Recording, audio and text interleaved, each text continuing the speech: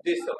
तो आज की कार्यशाला को लेकर के आप दोनों पहलुओं पे क्या कहेंगे वो निवेदन करें। मेरा जो इस कार्यशाला में जो जो ये समुदाय है, SC ST है, जो पिछड़े समुदाय के दबे कुचले वर्ग की जो योजनाएं हैं या उप योजनाएं हैं या इनके लिए नीतियां हैं या कानून हैं, इन सभी में व्यवस्थाएं तो की गई है, लेकिन वो धरातल पर उतना लागू नहीं हुआ। लागू होने के लिए कभी कभी योजनाएं बन गई उनका, लेकिन उसको जरूरी समझा नहीं। कानून में, एक्ट में भी कभी कभी बना करके प्रावधान किए गए, जैसे नरेगाई लोग, उनका फॉर्म नंबर 6 नहीं लिया जाता है। इस प्रकार से जो पूरी आज दिन तक जो धरातल पर नहीं उतरी है। दूसरा, सरकार ने भी उसका प्रभावी रूप से मॉनिटरिंग नहीं की है। अगर मॉनिटरिंग करके जिम्मेदारी तय करते तो भी उसकी समीक्षा नहीं की गई है। तीसरा, अधिकारियों पर उसके लिए करे या नहीं करे, बैंकों को उसके लिए पाबंद नहीं किया गया। अनुसूचित जाति वर्ग और जनजाति वर्ग के लोगों की जो जितना उनका अनुपात है, उसके अनुपात से वो चीज लागू नहीं की गई।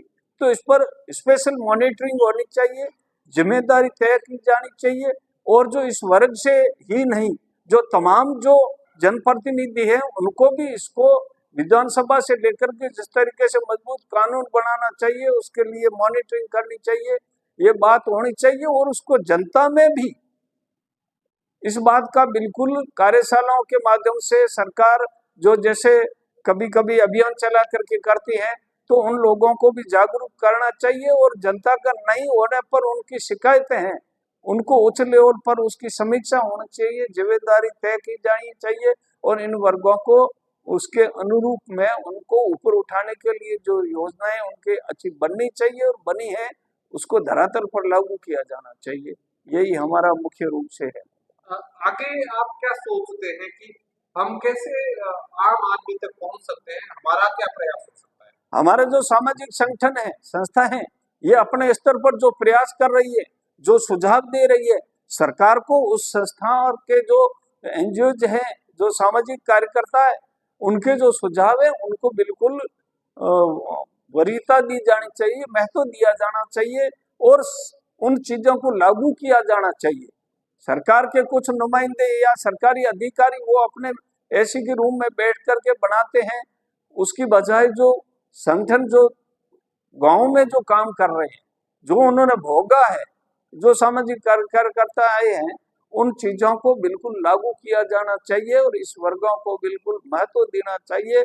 और हम लोग भी आगे बढ़ करके इस प्रकार के जो सुझाव रखेंगे, सरकार को भी मजबूर करेंगे, प्रशासन को भी करेंगे, और जनप्रतिनिधियों को मजबूर करेंगे कि इस प्रकार से आप त्वरित कार्रवाई करो और इन वर्ग के लोगों के हितों के लिए, जो पिछड़े हैं, आज दिन तक आजादी के 75 साल उनकी वही की हुई हालत है।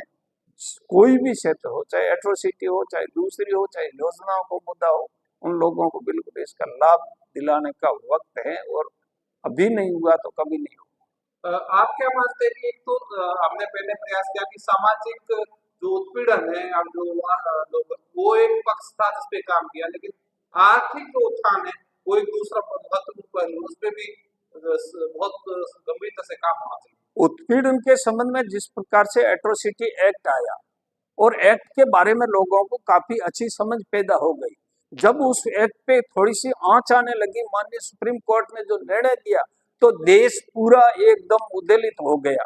उसी प्रकार से ही वही समझ आर्थिक रूप से ऊपर उठने के लिए लोगों में पैदा करनी पड़ेगी, और उस तरीके से उन लोगों को अपने हक अधिकार और आगे बढ़ने के लिए सरकार को जो हमारा टैक्स का पैसा, ऐसा नहीं है कि पैसा कोई हमारा नहीं है, उसमें पैसा जो हमें दिया जा रहा है वो पैसा हमारा है।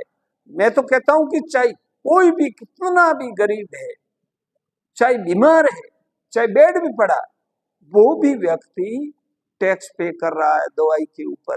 तो मैं समझता हूं कि जो जिंदा इंसान है वो तमाम है, जिंदा ही नहीं, हमारे पास पशु है, उनके लिए भी कोई भी हम चारा खरीदते हैं, खाने की कई ऐसी चीजें हैं या जिसके ऊपर टैक्स लिखा हुआ है, या उनके लिए दवाइयां करते हैं, तो हम जो भी चीज है उस पर हमारी बिल्कुल हमारा उसमें रेशियो है, और वो रेशियो सबसे पहले जो निचले स्तर पे जो है भारत के रहने वाले लोग हैं उन लोगों को ऊपर उठाने के लिए वो जो हमारा पैसा है वो हमारे हितों के अंदर लगना चाहिए।